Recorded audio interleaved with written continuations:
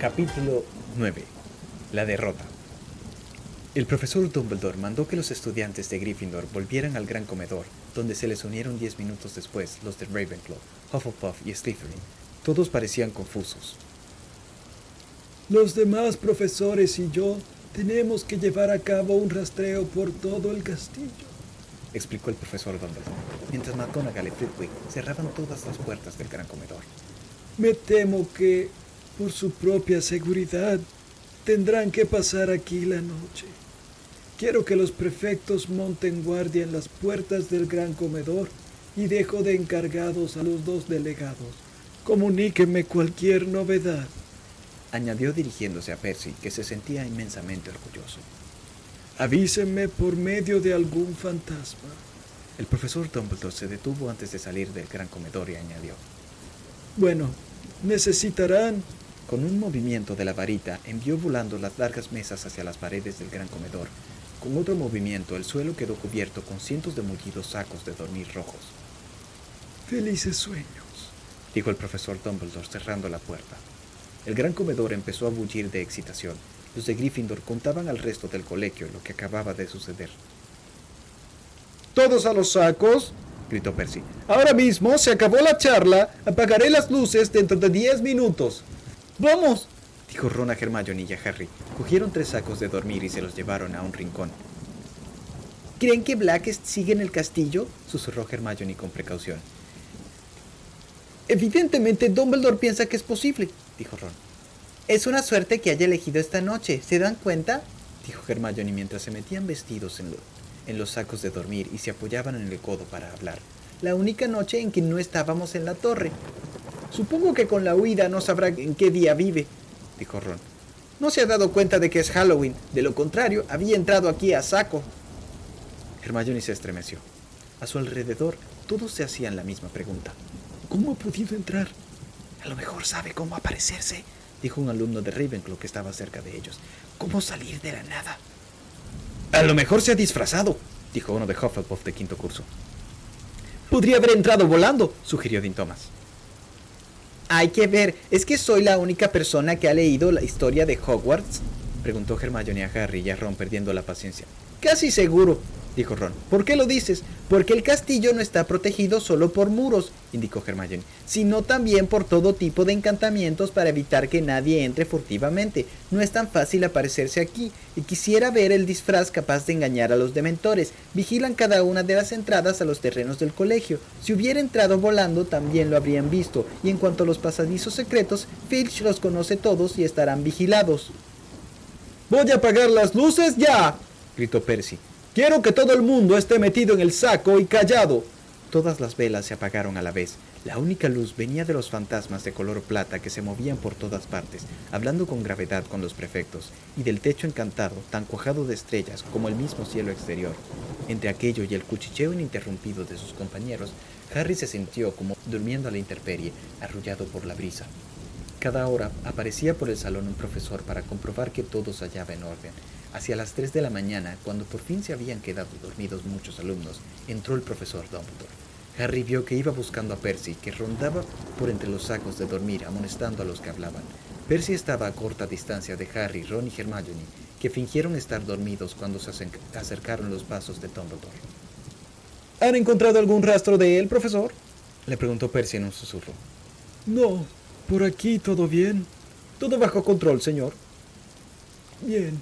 No vale la pena moverlos a todos ahora. He encontrado a un guarda provisional para el agujero del retrato de Gryffindor.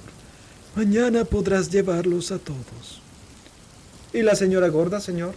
Se había escondido en un mapa de Argyllshire del 2º piso. Parece que se negó a dejar entrar a Black sin la contraseña y por eso la atacó. Sigue muy consternada, pero en cuanto se tranquilice, le diré al señor Filch que restaure el lienzo.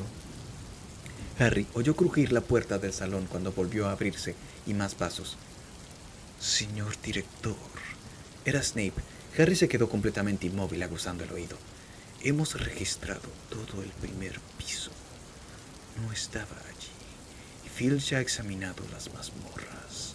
Tampoco ha encontrado rastro de él. y la torre de astronomía, y el aula de la profesora Trelawney, y la pajarera de las lechuzas. Lo hemos registrado todo. Muy bien, Severus. La verdad es que no creía que Black prolongara su estancia aquí. ¿Tiene alguna idea de cómo pudo entrar, profesor?, preguntó Snape. Harry alzó la cabeza ligeramente para desobstruirse el otro oído. Muchas, Severus, pero todas igual de improbables. Harry abrió un poco los ojos y miró hacia donde se encontraban ellos. Dumbledore estaba de espaldas a él, pero pudo ver el rostro de Percy muy atento y el perfil de Snape que parecía enfadado. ¿Se acuerda, señor director, de la conversación que tuvimos poco antes de comenzar el curso?, preguntó Snape, abriendo apenas los labios como para que Percy no se enterara. Me acuerdo, Severus, dijo Dumbledore. En su voz había como un dejo de reconvención. Parece casi imposible que Black haya podido entrar en el colegio sin ayuda del interior. Expresé mi preocupación cuando usted señaló. No creo que nadie en este castillo ayudara a Black a entrar, dijo Dumbledore en un tono que dejaba bien claro que daba el asunto por zanjado. Snape no contestó. Tengo que bajar a ver a los dementores. Les dije que les informaría cuando hubiéramos terminado el registro. ¿No quisieron ayudarnos, señor?, preguntó Percy. Sí, desde luego, respondió Dumbledore fríamente. Pero me temo que mientras yo sea director, ningún dementor cruzará el umbral de este castillo. Percy se quedó un poco avergonzado. Dumbledore salió del salón con rapidez y silenciosamente. Snape aguardó allí un momento, mirando al director con una expresión de profundo resentimiento. Luego también él se marchó. Harry miró a ambos lados, a Ron y a Hermione. Tanto uno como otro tenían los ojos abiertos, reflejando el techo estrellado. ¿De qué hablaban?, preguntó Ron. Durante los días que siguieron, en el colegio no se habló de otra cosa que de Sirius Black. Las especulaciones acerca de cómo había logrado penetrar en el castillo fueron cada vez más fantásticas. Hannah Abbott, de Hufflepuff, se pasó la mayor parte de la clase de herbología contando que Black podía transformarse en un arbusto florido. Habían quitado de la pared el lienzo rasgado de la señora Gorda y lo habían reemplazado con el retrato de Sir Cadogan y su pequeño y robusto caballo gris. Esto no le hacía a nadie mucha gracia. Sir Cadogan se pasaba la mitad del tiempo retando a duelo a todo el mundo y la otra mitad inventando contraseñas ridículamente complicadas que cambiaba al menos 2 veces al día. «Está loco de remate», le dijo Seamus Finnegan a Percy enfadado. «¿No hay otro disponible?» «Ninguno de los demás retratos quería el trabajo», dijo Percy. «Estaban asustados por lo que le ha ocurrido a la señora Gorda. Sir Cadogan fue el único lo bastante valiente para ofrecerse voluntario». Lo que menos preocupaba a Harry era Sir Cadogan. Lo vigilaban muy de cerca. Los profesores buscaban disculpas para acompañarlo por los corredores, y Percy Weasley, obrando según sospechaba Harry por instigación de su madre, le seguía los pasos por todas partes, como un perro guardián extremadamente pomposo. Para colmo, la profesora McGonagall lo llamó a su despacho y lo recibió con una expresión tan sombría que Harry pensó que había muerto alguien. «No hay razón para que te lo ocultemos por más tiempo, Potter», dijo muy seriamente. «Sé que esto te va a afectar, pero Sirius Black...» «Ya sé que va detrás de mí», dijo Harry un poco cansado. «Oí al padre de Ron cuando se lo contaba a su mujer. El señor Weasley trabaja para el Ministerio de Magia». La profesora McGonagall se sorprendió mucho. Miró a Harry durante un instante y dijo: «Ya veo. Bien, en ese caso comprenderás por qué creo que no debes ir por las tardes a los entrenamientos de Quidditch. Es muy arriesgado estar ahí fuera en el campo sin más compañía que los miembros del equipo». «El sábado tenemos nuestro primer partido», dijo Harry indignado. «Tengo que entrenar, profesora». La profesora McGonagall meditó un instante. Harry sabía que ella deseaba que ganara el equipo de Gryffindor. Al fin y al cabo, había sido ella la primera que había propuesto a Harry como buscador. Harry aguardó conteniendo el aliento. La profesora McGonagall se puso en pie y observó desde la ventana el campo de Quidditch, muy poco visible entre la lluvia. «Bien, te aseguro que me gustaría que por fin ganáramos la copa. De todas formas, Potter, estaría más tranquila si un profesor estuviera presente. Pediré a la señora Hush que supervise tus sesiones de entrenamiento». El tiempo empeoró conforme se acercaba el primer partido de Quidditch. Impertérrito, el equipo de Gryffindor entrenaba cada vez más, bajo la mirada de la señora Hush. Luego, en la sesión final de entrenamiento que precedió al partido del sábado, Oliver Wood comunicó a su equipo una noticia no muy buena. No vamos a jugar contra Slytherin, Les dijo muy enfadado. Flint acaba de venir a verme. Vamos a jugar contra Hufflepuff. ¿Por qué?, preguntaron todos. La excusa de Flint es que su buscador aún tiene el brazo lesionado, dijo Wood, rechinando con furia los dientes. pero está claro el verdadero motivo. No quieren jugar con este tiempo porque piensan que tendrán menos posibilidades. Durante todo el día había soplado un ventarrón y caído un aguacero, y mientras hablaba, Wood se oía retumbar a los truenos. No le pasa nada al brazo de Malfoy, Dijo Harry furioso. está fingiendo. Lo sé, pero no lo podemos demostrar, Dijo Wood con acritud. y hemos practicado todos estos movimientos suponiendo que íbamos a jugar contra Slytherin, y en su lugar tenemos a Hufflepuff, y su estilo de juego es muy diferente. Tienen un nuevo capitán buscador, Cedric Diggory. De repente, Angelina, Alicia y Katy soltaron una carcajada. ¿Qué? Preguntó Wood frunciendo la frente ante aquella actitud. Es ese chico alto y guapo, ¿verdad? Preguntó Angelina. Y tan fuerte y callado, Añadió Katy, y volvieron a reírse. Es callado porque no es lo bastante inteligente para juntar dos palabras, Dijo Fred. No sé qué te preocupa, Oliver. Los de Hufflepuff son pan comido. La última vez que jugamos con ellos, Harry cogió el snitch al cabo de unos 5 minutos. ¿No se acuerdan? Jugábamos en condiciones muy distintas, Gritó Wood con los ojos muy abiertos. Diggory ha mejorado mucho el equipo. Es un buscador excelente. Ya sospechaba que se lo tomarían así. No debemos confiarnos. Hay que tener bien claro el objetivo. Slytherin intenta pillarnos desprevenidos. ¡Hay que ganar! Tranquilízate, Oliver, Dijo Fred alarmado. Nos tomamos muy en serio a Hufflepuff. Muy en serio.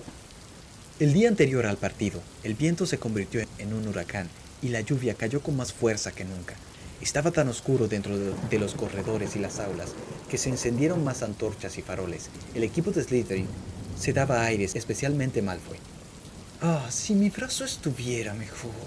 Suspiraba mientras el viento golpeaba las ventanas.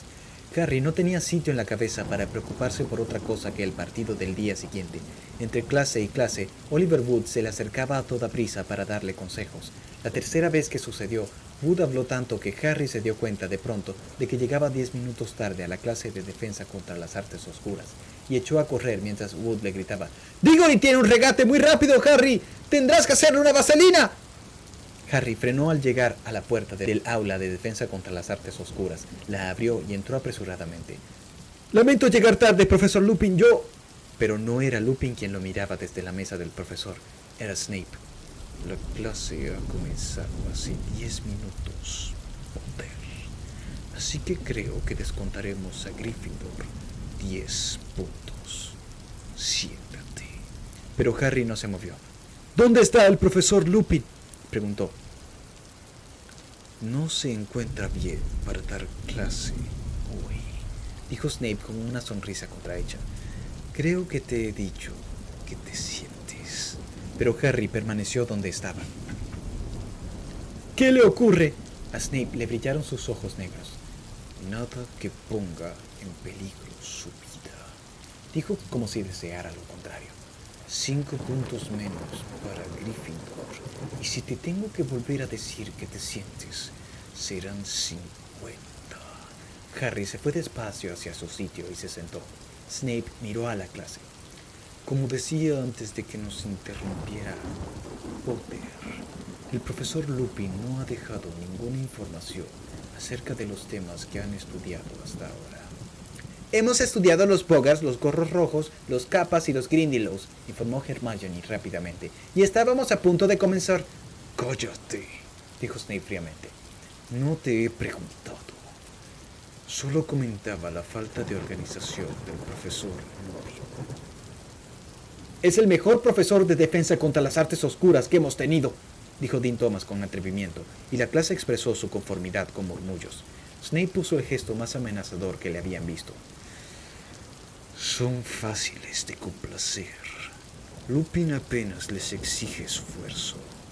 Yo daría por hecho que los de primer curso son ya capaces de manejarse con los gorros rojos y los Grindylows. Hoy veremos. Harry lo vio hojear el libro de texto hasta llegar al último capítulo, que debía de imaginarse que no habían visto. Los hombres lobo, concluyó Snape. Pero profesor, dijo Hermione, que parecía incapaz de contenerse, todavía no podemos llegar a los hombres lobo. Está previsto comenzar con los Hinky Punks. Señorita Granger, dijo Snape con voz calmada, creía que era yo y no usted quien daba la clase. Ahora, abran todos el libro por la página 394.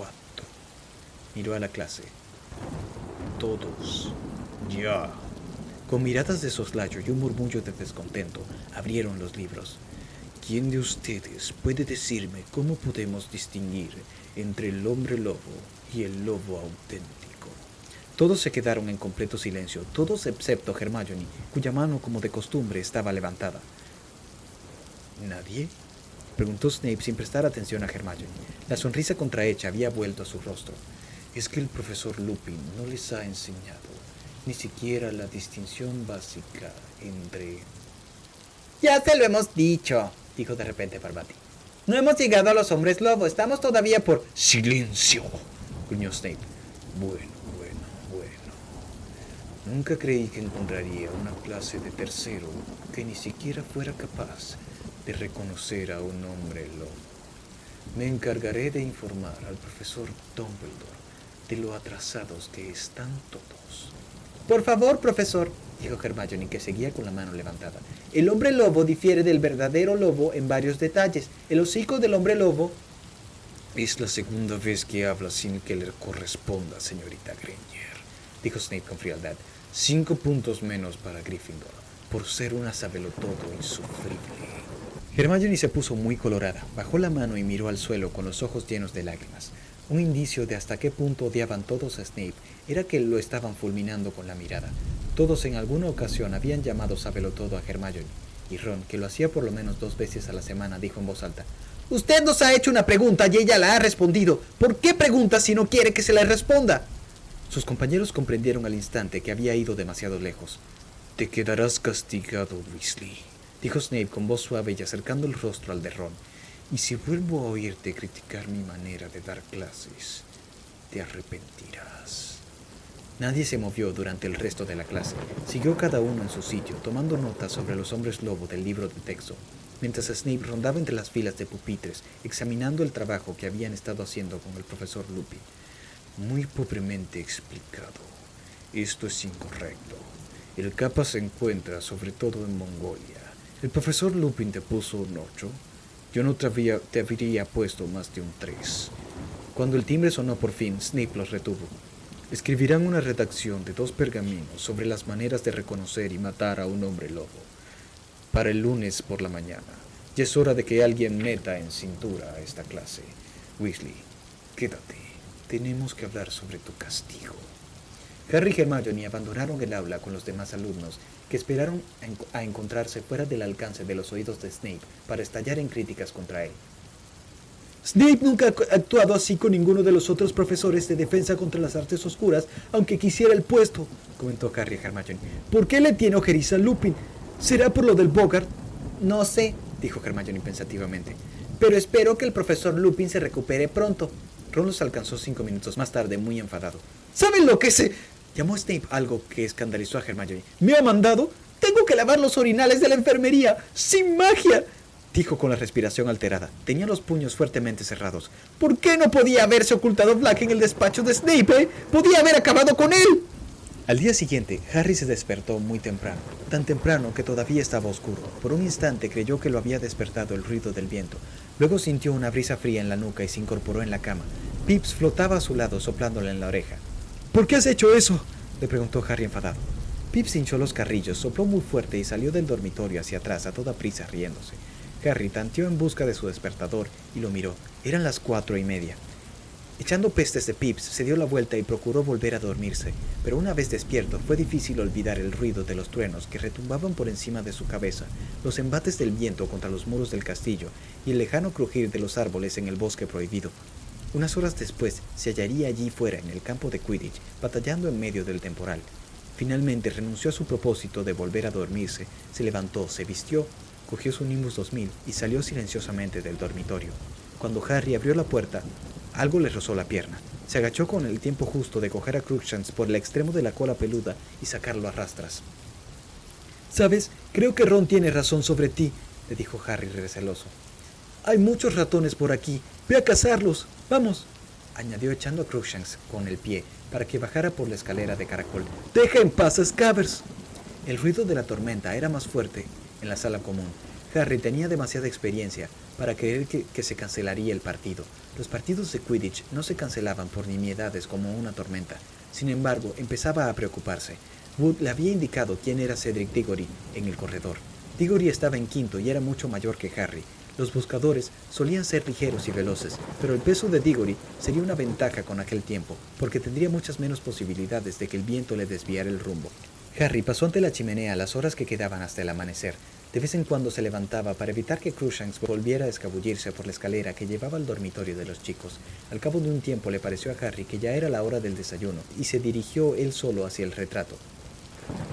¡En guardia, malandrín!, lo retó Sir Cadogan. Cállate ya. Se reanimó algo tomando un plato grande de hojuelas de avena, y cuando ya había empezado con las tostadas, apareció el resto del equipo. Va a ser difícil, dijo Wood sin probar bocado. Deja de preocuparte, Oliver, lo tranquilizó Alicia. No nos asustamos por un poquito de lluvia. Pero era bastante más que un poquito de lluvia. El Quidditch era tan popular que todo el colegio salió a ver el partido como de costumbre. Corrían por el césped hasta el campo de Quidditch, con la cabeza agachada contra el feroz viento que arrancaba los paraguas de las manos. Poco antes de entrar en el vestuario, Harry vio a Malfoy, a Crabbe y a Goyle camino del campo de Quidditch, cubiertos por un enorme paraguas. Los señalaban y se reían. Los miembros del equipo se pusieron la túnica escarlata y aguardaron la habitual arenga de Wood, pero esta no se produjo. Wood intentó varias veces hablarles, tragó saliva con un ruido extraño, cabeceó desesperanzado y les indicó por señas que lo siguieran. El viento era tan fuerte que se tambalearon al entrar en el campo. A causa del retumbar de los truenos, no podían saber si la multitud los aclamaba. La lluvia rociaba los cristales de las gafas de Harry. ¿Cómo demonios iba a ver la Snitch en aquellas condiciones? Los de Hufflepuff se aproximaron desde el otro extremo del campo con la túnica amarillo canario. Los capitanes de ambos equipos se acercaron y se estrecharon la mano. Diggory sonrió a Wood, pero Wood parecía tener ahora la mandíbula encajada y se limitó a hacer un gesto con la cabeza. Harry vio que la boca de la señora Hurst articulaba: ¡Monten en las escobas!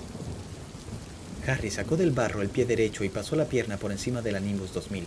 La señora Hurst se llevó el silbato a los labios y dio un pitido que sonó distante y estridente. Dio comienzo el partido. Harry se elevó rápidamente, pero la Nimbus 2000 oscilaba a causa del viento.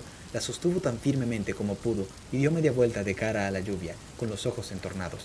Al cabo de 5 minutos, Harry estaba calado hasta los huesos y helado de frío. Apenas podía ver a sus compañeros de equipo, y menos aún la pequeña Snitch. Atravesó el campo de un lado a otro, adelantando bultos rojos y amarillos sin idea de lo que sucedía. El viento no le permitía oír los comentarios. La multitud estaba oculta bajo un mar de capas y de paraguas maltrechos. En 2 ocasiones estuvo a punto de ser derribado por una Bludger. Su visión estaba tan limitada por el agua de las gafas que no las vio acercarse. Perdió la noción del tiempo, y era cada vez más difícil sujetar la escoba con firmeza.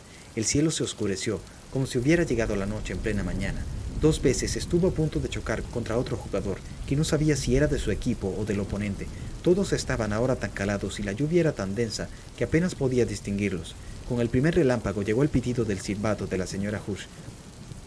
Harry solo pudo ver a través de la densa lluvia la silueta de Wood, que le indicaba por señas que descendiera. Todo el equipo aterrizó en el barro, salpicando. ¡He pedido tiempo muerto!, gritó sus jugadores. ¡Vengan aquí debajo! Se apretaron en el borde del campo, debajo de un enorme paraguas. Harry se quitó las gafas y se las limpió con la túnica. ¿Cuál es la puntuación?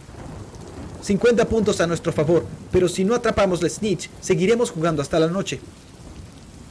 Con esto me resulta imposible, respondió Harry blandiendo las gafas. En ese instante apareció Hermione a su lado. Se tapaba la cabeza con la capa e inexplicablemente estaba sonriendo. Tengo una idea, Harry. Dame tus gafas rápido. Se las entregó y ante la mirada de sorpresa del equipo, golpeó las gafas con su varita y dijo: ¡Impervious! Y se las devolvió a Harry diciendo: Ahí las tienes, repelerán el agua. Wood la hubiera besado. ¡Magnífico!, exclamó emocionado mientras ella se alejaba. ¡De acuerdo! ¡Vamos a ello! El hechizo de Hermione funcionó. Harry seguía entumecido por el frío y más empapado que nunca en su vida, pero podía ver. Lleno de una renovada energía, Aceleró la escoba a través del aire turbulento, buscando en todas direcciones de Snitch, esquivando una Bludger, pasando por debajo de Diggory, que volaba en dirección contraria. Brilló otro rayo, seguido por el retumbar de un trueno. La cosa se ponía cada vez más peligrosa. Harry tenía que atraparle a Snitch cuanto antes. Se volvió, intentando regresar hacia la mitad del campo, pero en ese momento otro relámpago iluminó las gradas, y Harry vio algo que lo distrajo completamente.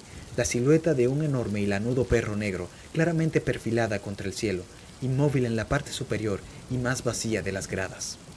Las manos entumecidas les resbalaron por el palo de la escoba y la Nimbus descendió varios metros. Retirándose de los ojos el mechón empapado, volvió a mirar hacia las gradas. El perro había desaparecido. ¡Harry!, gritó Wood angustiado desde los postes de Gryffindor. ¡Harry, detrás de ti! Harry miró hacia atrás con los ojos abiertos, de par en par. Cedric Diggory atravesaba el campo a toda velocidad, y entre ellos, en el aire cuajado de lluvia, brillaba una diminuta bola dorada. Con un sobresalto, Harry se pegó el cuerpo al palo de la escoba y se lanzó hacia el Snitch como una bala. ¡Vamos!, gritó la Nimbus al mismo tiempo que la lluvia le azotaba la cara. ¡Más rápido! Pero algo extraño pasaba. Un inquietante silencio caía sobre el estadio. Ya no se oía el viento, aunque soplaba tan fuerte como antes. Era como si alguien hubiera quitado el sonido o como si Harry se hubiera vuelto sordo de repente. ¿Qué sucedía? Y entonces le penetró en el cuerpo una ola de frío horrible y ya conocida. Exactamente en el momento en que veía algo que se movía por el campo debajo de él. Antes de que pudiera pensar, Harry había apartado la vista del Snitch y había mirado hacia abajo. Abajo había al menos 100 dementores con el rostro tapado y todos señalándole. Fue como si le subiera agua helada por el pecho y le cortara por dentro. Entonces volvió a oírlo. Alguien gritaba dentro de su cabeza. Una mujer. ¡A Harry no! ¡A Harry no! ¡A Harry no, por favor! ¡Apártate, estúpida! ¡Apártate! ¡A Harry no! ¡Te lo ruego! ¡Cógeme a mí! ¡Mátame a mí en su lugar! A Harry se le había enturbiado el cerebro con una especie de niebla blanca. ¿Qué hacía? ¿Por qué montaba una escoba voladora? Tenía que ayudarla. La mujer iba a morir. La iban a matar. Harry caía entre la niebla helada. ¡A Harry no! ¡Por favor! ¡Ten piedad! ¡Te lo ruego! ¡Ten piedad! Alguien de voz estridente estalló en carcajadas. La mujer gritaba y Harry no se enteró de nada más. Ha tenido suerte de que el terreno estuviera hablando. Creí que se había matado. Pero si ni siquiera se ha roto las gafas. Harry oía las voces, pero no encontraba sentido a lo que decían. No tenía ni idea de dónde se hallaba, ni de por qué se encontraba en aquel lugar, ni de qué hacía antes de aquel momento. Lo único que sabía era que le dolía cada centímetro del cuerpo, como si le hubieran dado una paliza. Es lo más pavoroso que he visto en toda mi vida. Horrible, lo más pavoroso, figuras negras con capucha, frío, gritos. Harry abrió los ojos de repente. Estaba en la enfermería. El equipo de Quidditch de Gryffindor, lleno de barro, rodeaba la cama. Ron y Hermione estaban allí también y parecían haber salido de la ducha. ¡Harry!, exclamó Fred, que parecía exageradamente pálido bajo el barro. ¿Cómo te encuentras? La memoria de Harry fue recuperando los acontecimientos por orden: el relámpago, el Grim, el Snitch y los dementores.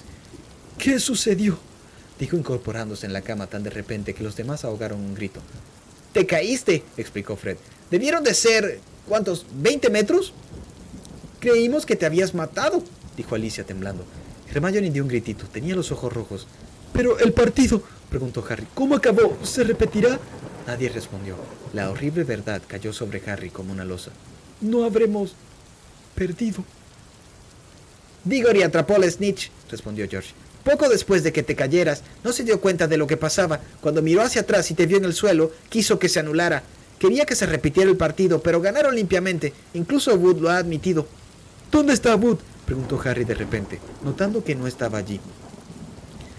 «Sigue en las duchas», dijo Fred. «Parece que quiere ahogarse». Harry acercó la cara a las rodillas y se cogió el pelo con las manos. Fred le puso la mano en el hombro y lo zarandeó bruscamente. «Vamos, Harry, es la primera vez que no atrapas la Snitch». «¿Tenía que ocurrir alguna vez?», dijo George. «Todavía no ha terminado», dijo Fred. «Hemos perdido por 100 puntos, ¿no? Si Hufflepuff pierde ante Ravenclaw y nosotros ganamos a Ravenclaw y Slytherin, Hufflepuff tendrá que perder al menos por 200 puntos», dijo George. «Pero si gana Ravenclaw, eso no puede ser. Los de Ravenclaw son muy buenos. Pero si Slytherin pierde frente a Hufflepuff, todo depende de los puntos. Un margen de 100 en cualquier caso». Harry guardaba silencio. Habían perdido, por primera vez en su vida, había perdido un partido de Quidditch. Después de unos 10 minutos, la señora Pomfrey llegó para mandarles que lo dejaran descansar. «Luego vendremos a verte», le dijo Fred. «No te tortures, Harry. Sigues siendo el mejor buscador que hemos tenido. El equipo salió en tropel, dejando el suelo manchado de barro. La señora Pomfrey cerró la puerta detrás del último, con cara de mal humor. Ron y Hermione se acercaron un poco más a la cama de Harry. Dumbledore estaba muy enfadado, dijo Hermione con voz temblorosa. Nunca lo había visto así. Corrió al campo mientras tú caías, agitó la varita mágica y entonces se redujo la velocidad de tu caída. Luego apuntó a los dementores con la varita y les arrojó algo plateado. Abandonaron inmediatamente el estadio. Lo puso furioso que hubieran entrado en el campo. Lo oímos. Entonces te puso en una camilla por arte de magia, explicó Ron, y te llevó al colegio flotando en la camilla. Todos pensaron que estabas... Su voz se apagó, pero Harry apenas se dio cuenta. Pensaba en lo que le habían hecho los dementores, en la voz que suplicaba. Alzó los ojos y vio a Hermione y a Ron tan preocupados que rápidamente buscó algo que decir. ¿Recogió alguien la Nimbus? Ron y Hermione se miraron. ¿Qué pasa?, preguntó Harry. Bueno, cuando te caíste, se la llevó el viento, dijo Hermione con voz vacilante. Y chocó contra el sauce boxeador. Harry sintió un pinchazo en el estómago. El sauce boxeador era un sauce muy violento que estaba solo en mitad del terreno del colegio. ¿Y? Preguntó temiendo la respuesta. Bueno, ya sabes que al sauce boxeador, dijo Ron, no le gusta que lo golpeen. El profesor Flitwick la trajo poco antes de que recuperaras el conocimiento, explicó Hermione en voz muy baja. Se agachó muy despacio para coger una bolsa que había a sus pies, le dio la vuelta y puso sobre la cama una docena de astillas de madera y ramitas, lo que quedaba de la fiel y finalmente abatida escoba de Harry.